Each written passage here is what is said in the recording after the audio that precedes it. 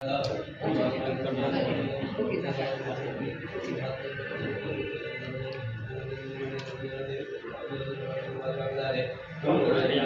आतमध्ये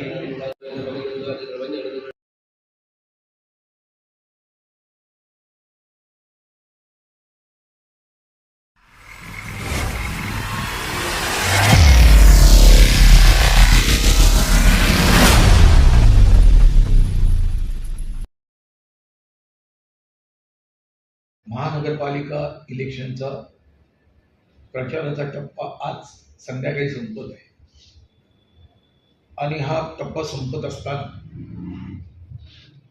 प्रचारामध्ये जो काही चढ उतार असतो तो प्रत्येकाने आपला दाखवून दिलेला आहे. माझ्या लोकसभेमध्ये प्रामुख्याने मी आत्ताच आपण पाहिलं एका वर्षामध्ये मी केलेलं संसदेमधील काम हे मी आज पहिल्याने कोणतरी असेल की त्याने संसदेमध्ये जाऊन काय केलं आणि हा माझा कार्य अहवाल याचं उद्घाटन मी मोदी साहेबांच्या बरोबर करणार त्यांच्या हस्ते, परंतु मराठीमध्ये त्यानंतर हिंदीमध्ये आणि इंग्लिशमध्ये या सर्व भाषेमध्ये निघेल आणि चांगला सुबक निघेल. परंतु आता थोडंसं आज देवापुढे ठेवण्यासाठी किंवा आपल्या जनतेला कळायला पाहिजे मी एक वर्षात केलं काय, त्या अनुषंगाने माझा कार्य अहवाल मी आज इथे देवापुढे ठेवण्यासाठी प्रसिद्धी केलेली आहे. थोडंसं याच्यामध्ये मी ज्या वेळेला आमदार खासदारकीच्या याला उभा राहिलो होतो तेव्हा देखील मी काय केलं हे देखील याच्या अनुषंगाने केलेलं आहे. मी नगरसेवकाला ज्या वेळेला उभा राहिलो 1992 साली त्यावेळेची असलेली जोगेश्वरी आणि आत्ताची असलेली जोगेश्वरी ही प्रत्येक वेळेला बाकीचे लोक नेहमीच म्हणतात की वायकर आले आणि वायकरांनी जोगेश्वरी जी दंगलग्रस्त जोगेश्वरी होती ती बदलली आणि तेव्हा गेलेली लोक ही आता जोगेश्वरी देतात ते तोंडात बोटं घालतात. एक साधं उदाहरण दे, जोगेश्वरी ईस्टवेस्टला जायला रस्ता नव्हता, ब्रिज नव्हता, अंधेरीवरनं जायला लागायचं, गोरेगावनं जायला मी दोन्ही ब्रिज बांधले आणि त्याला शिवसेना प्रमुखांचं नाव देखील दिलं, तिथे मृणालताईंचं नाव दिलं. हे स्टार्टिंगला असल्या कारणाने मला जमलं. मी ट्रॉमा केअर सेंटर बांधलं.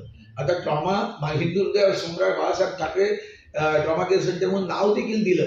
मी मुंबईसाठी मध्यवैकल्य प्रकल्प केला पाण्याच्या दृष्टीने, STP त्यावेळेला केले. म्हणजे मी मुंबईचा विकास कसा होईल त्या अनुषंगाने सर्व काम केली. अनेक दिवशी बोलणारी लोक काही आता इलेक्शनच्या वेळेस त्यांच्या डोळ्यावरती पट्टी येते किंवा ताबडतोब मोतीबिंदू होतो किंवा कानामध्ये त्यांचे पडदे बंद होतात आणि वायकरांनी काय केलं ते हे माझे सर्व उत्तर आहे.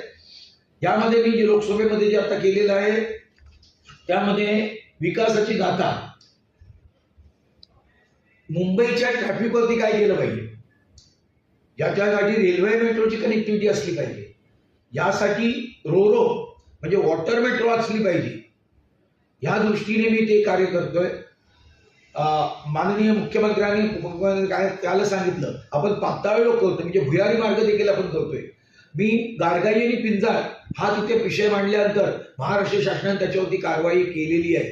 कचऱ्यावरती मी कारवाई, मुंबईच्या कचरा असेल त्याच्यावरती काय कारवाई करावी हे त्या माध्यमातून मी सर्व करून मुंबईच्या देशाच्या बजेटमध्ये 11,11,111 कोटीच्या बजेटमध्ये इन्फ्रास्ट्रक्चरच्या बाबतीमध्ये मी मुंबईला 1,00,000 करोड द्यावे ही मागणी केली. त्यानंतर मी हाऊसिंग PMAY पंतप्रधान आवास योजनेच्या माध्यमातून मला जे आदिवासी पाडे जे मदत खात्यात आहे ती माणसं आहे या रूपाने पंतप्रधानांच्या माध्यमातून त्यांचं जे व्हिजन आहे त्या पद्धतीने मुंबईला देखील 1,00,000 कोटी पंतप्रधान आवास योजनेसाठी द्यावे हे देखील मी मागणी केली. बेसिक एमेनिटी या सर्वांना मिळाले पाहिजे याच्यासाठी मागणी केली आणि अशा सर्व मागण्या माझ्या कायमस्वरूपी झालेल्या आहेत. 357च्या माध्यमातून या पटलावर आलेले आहे. त्या लॉटरी सिस्टम असता 543 मध्ये कसं येणं हे महत्वाचं असतं.